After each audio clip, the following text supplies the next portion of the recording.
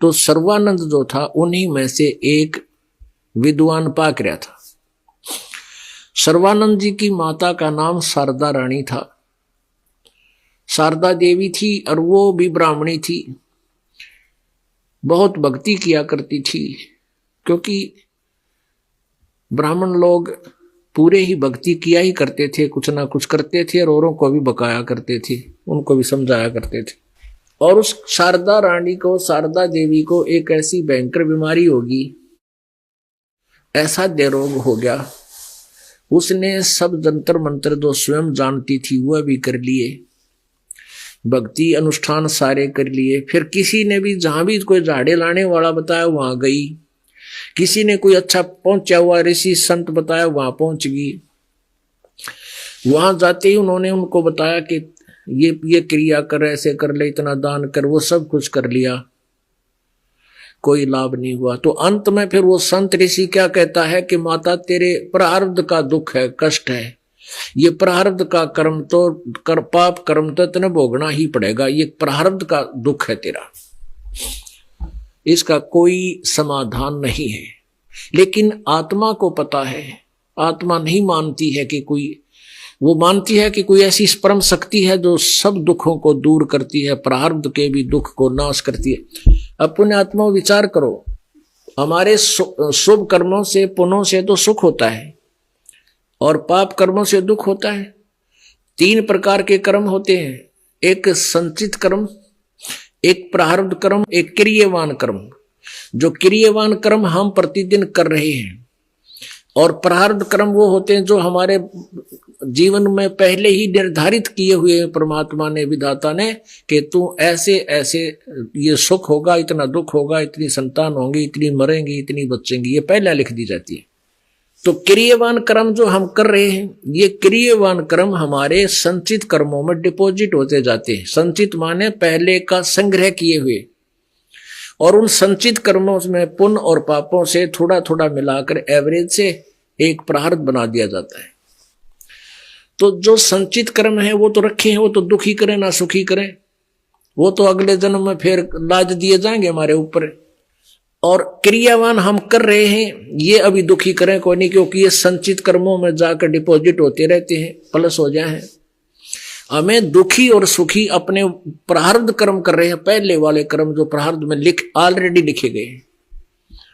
तो जिस भी संत ऋषि के पास कोई जाता है, जाते उसको क्रिया बताता, यू नाम जाप कर, इतनी माला फेर, इतने रुपये चढ़ा दे, इतने दान कर दे, ऐसे फलानी चीज बना दे, एक कितना गांव में मंडी बना दे।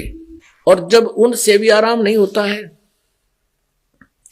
फिर लास्ट में कह देता ये तेरे प्रारब्ध का दुख है, ये तो तुझे भोगना ही पड़ेगा। अब शारदा पहले ऐसे गई एक के पास, उसने कुछ दिन उसको भ्रमित किया, उससे राहत नहीं मिली, उसने भी लास्ट में यही जवाब दे दिया कि तेरे प्रारब्ध का दुख है, तुझे भोगना ही पड़ेगा। प्रारब्ध में लिखे पाप कर्म का दंड है, ये भोगना पड़ेगा, इसका कोई विकल्प नहीं है, तेरी मृत्यु के साथ अंत होगा। फिर दूसरे के पास गई, फिर तीसरे के पास गई, फिर चौथे के पास गई। सबने लास्ट पहले तो जंतर मंत्र बताए,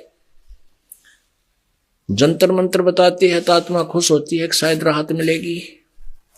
लास्ट में उसका भी यही जवाब रहा। अंत में वो दुख पाने के लिए अपनी खटखटिया पकड़ दी कि ये तो मेरा प्रारब्ध कर्म का पाप का दंड है, भोगना ही पड़ेगा।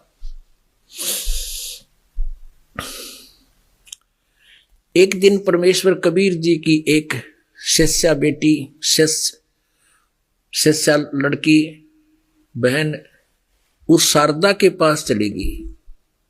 कुशल मंगल पूछा तो शारदा ने सारी कहानी बताई कि बहन मेरा तो जीवन भी नरक हो गया। तो उस बहन ने, परमात्मा कबीर जी की शिष्या बेटी ने कहा, क्या कहीं आपने कोई इलाज नहीं करवाया? कि इलाज पूरा वैद्यों को खूब दिखा लिया और संतों के पास, झाड़ा लगाने वालों के पास, जो अनुष्ठान कराने वालों के पास भी, मैं सब जगह कई नाम गिना दिए उसने, उस तो गई, वहां गई, वहां गई। उस परमेश्वर कबीर जी की शिष्या ने कहा कि बहन एक काम कर, तू आप हमारे गुरु जी से उपदेश ले लो, आपका ये रोग नहीं रहेगा। वो कहने लगी बहन मैं तो छकलीन गुरुआं तय, मैं तो छकलीन गुरुआं तय और मैं ना कितना नाम लूं। उसने कहा कि देखो हमारे ऐसी तकलीफ थी, मेरे ऐसे थी, ऐसे ठीक हो गई। एक हमारा रिश्तेदार था उसको ऐसे दुख था, वो ठीक हो गया। और सब ने यही बोल दिया था कि तेरे प्रारब्ध का दुख है। अब शारदा ने सोची भाई बात तो कुछ काटेगी, बताओ है यार। कहने लगी कौन है तेरे गुरुजी? चल देख लेती हूँ एक बार और नाम लेके गुरु बना लेती हूँ। तो उसने बताया कि हमारे गुरुजी हैं कबीर, परमात्मा कबीर जी। तो उसने पूछा कहाँ रहते हैं? कि यहाँ बताया उसने जुलाहों की कॉलोनी में। तो अंडरस्टूड था जुलाहों की कॉलोनी में बामण तरह को ना। कहने लगी क्या वो धानक है? हाँ धानक है। और वो लड़की बोली तू धानक ना समझे, उसको भगवान है वो परमात्मा है। वह बोले अपना काम कर। शारदा बोली अपना काम कर, हम बामण और वो एक धानक। हम तो जगत गुरु हैं, हम तो सबके गुरु हैं, हम किसी के चेले ना बना कर। और मेरी तो इज्जत का नाश हो जाए तो किसी बात करी बहन तने जिक्र भी ना करिए मेरे आगे आज के बाद। वह बहन उठ के आ गई जब टूक सा पकड़ा दिया उसने। अब ठीक है बहन देख ले, लेकिन यह गारंटी देती हूं मैं तेरा दुख जाते ठीक होगा उस परमेश्वर के पास। ने बोली ना मैं तो दुख है पा लूंगी। यह लोक लाज काल ने ऐसे बाधाएं बना रखी हमारे जगह जगह, ऊंच नीच इतना जुल्म कर रखा था कि ये आपस में खस्से जा। कुछ दिनों के बाद क्या हुआ कि एक बहन और ब्राह्मण कुल की उसके पास गई और उसके बारे में उसको पता था शारदा को कि ये बहुत दुखी थी, मेरे साथ ही जगह जगह जाती थी, वहां मुनागा बैठी पाया करती उन संतों नकलियों के पास। वह आ गई। उसने कहा शारदा क्या बात है, आप कुशल नहीं हो? ना कोई मेरा कोई आराम नहीं हुआ, कहीं पर भी नहीं हुआ। आप शारदा ने पूछा आपका क्या हाल है? कि मैं तो बिल्कुल स्वस्थ होगी, मैंने ऐसे ऐसे गुरुजी बना लिए। और उस परमात्मा कबीर जी की शिष्या ने कहा कि आप भी उपदेश ले लो, आप भी ठीक हो जाओगे मेरे ही तरह। तो उसने सोचा ये बिल्कुल ठीक होगी, स्वस्थ होगी, इसको मेरे से भी भयंकर बीमारी बताओ थे। और उसने कहा फिर ये सोचा कि तो ब्राह्मणी है, इसने तो कोई ब्राह्मण गुरु बना रखा होगा। ब्राह्मण पूछा कि बहन जी फिर बता दे तुझे तेरा कौन गुरु है, और मैं भी उससे उपदेश ले लेती हूँ, मैं भी उससे अपना इलाज कराती हूँ, अपना संकट निवारण करवा लूंगी। पर उस परमात्मा का नाम लिया कि कबीर परमेश्वर आए हुए हैं और यहाँ कॉलोनी में रहते हैं, जुलाहों वाली कॉलोनी में।